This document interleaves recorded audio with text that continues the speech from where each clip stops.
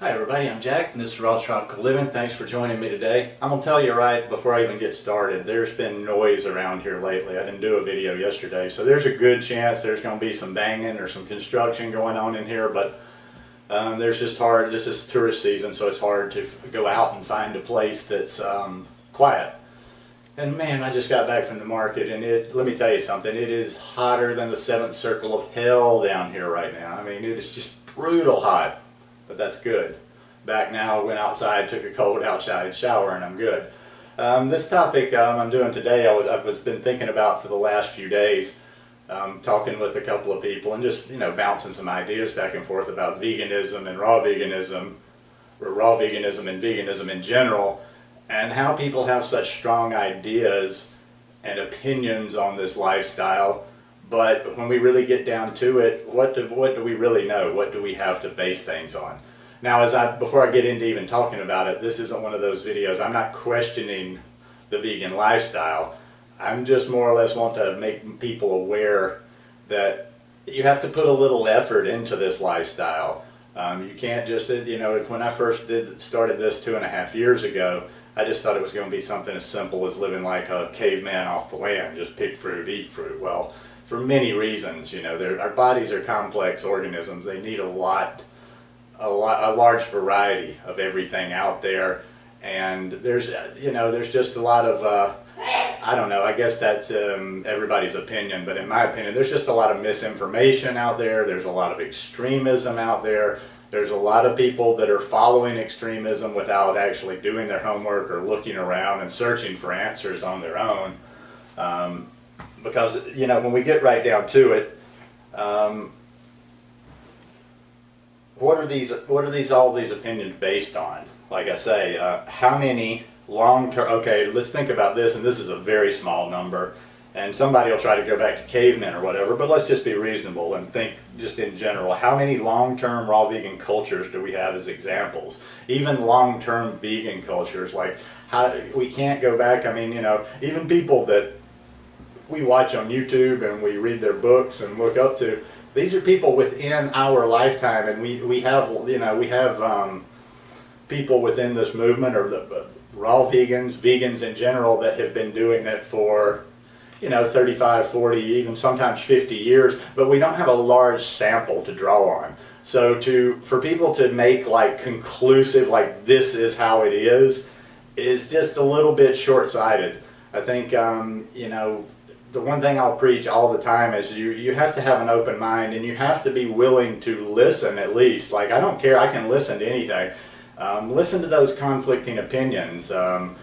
Because to me, the biggest thing, and this hurts veganism in general, in my opinion, except for the people that have just totally come to it for probably the best reason, because of the animals, and then second, because of the planet, and then third, for our mere puny humans, our health.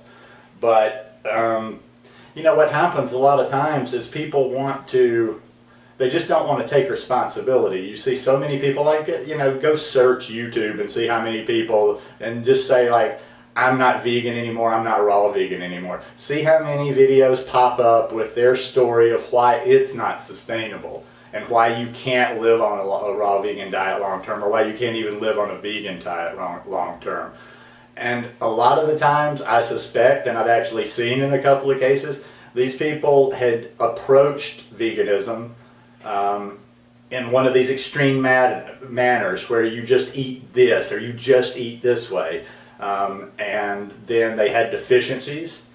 Maybe they had some real health problems, and then they go totally in the other way and start blaming the diet, when if they had actually done a little research, given a little thought to it, listened to varying opinions instead of just jumping onto a bandwagon, or jumping onto a movement, or even worse, just glamming onto one individual that has a certain spin on this.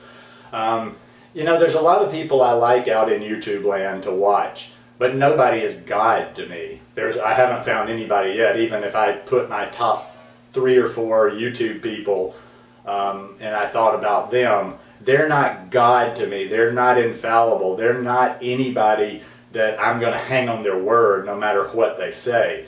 Like I say, things go in my ears, through my brain, it's filtered on down, and somewhere in there that intuition, and I don't know, some people think intuition is silly or it's just imagined, but somewhere that intuition, even things that scientific concepts or things about the body that are above my understanding, even when they're above my understanding, some of them intuitively make sense and some of them intuitively don't make sense. Some of them make sense once I try it out on my body. Some of them don't make sense once I try them out on my body. So don't put anybody on a pedestal as some sort of an idol, some sort of a god, some sort of a guru that you will listen to pretty much anything they have to say.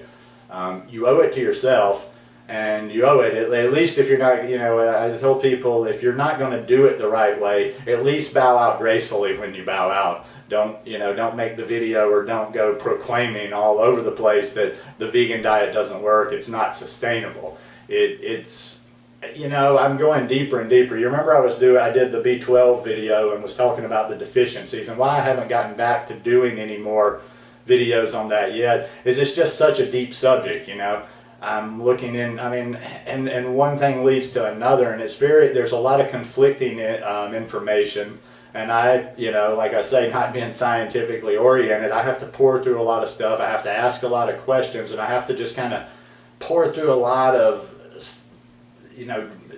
boring, kind of mundane things to just get to what I could consider valid information. Like D3 is something I'm looking into right now, just for the absorption of calcium. And I want to get back to iodine. But see, these are the things you have to do, and you have to do those for yourself. You have to take it upon yourself to search for possible deficiencies you can have. Search for, anything that you need to be getting into your body that you're not getting into your body. Search through, I don't have problems with food combining as far as digestion, but I do know, I've just scratched the surface on that a lot of things, it's like, okay, if you're going to absorb this, you have to have this in your body to absorb it. So it's more than just like, woohoo, kind of this hippie thing, oh, we're just going to sit around and breathe and eat fruit all the time and throw a few greens in there occasionally. No, it takes a little bit of work, it takes a little bit of thought process.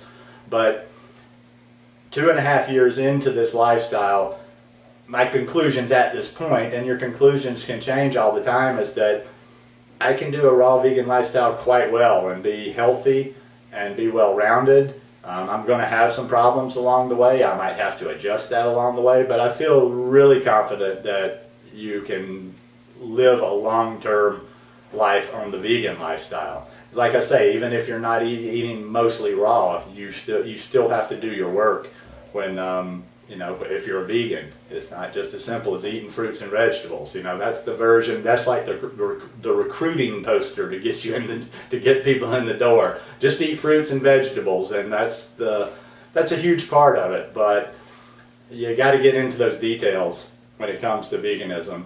Anyhow, I'm just finishing the week with this one. I hope you liked it. If you liked it, give me a thumbs up. Hope you'll subscribe to the channel. And haven't told you guys this week, I love you guys, each and every one. Peace.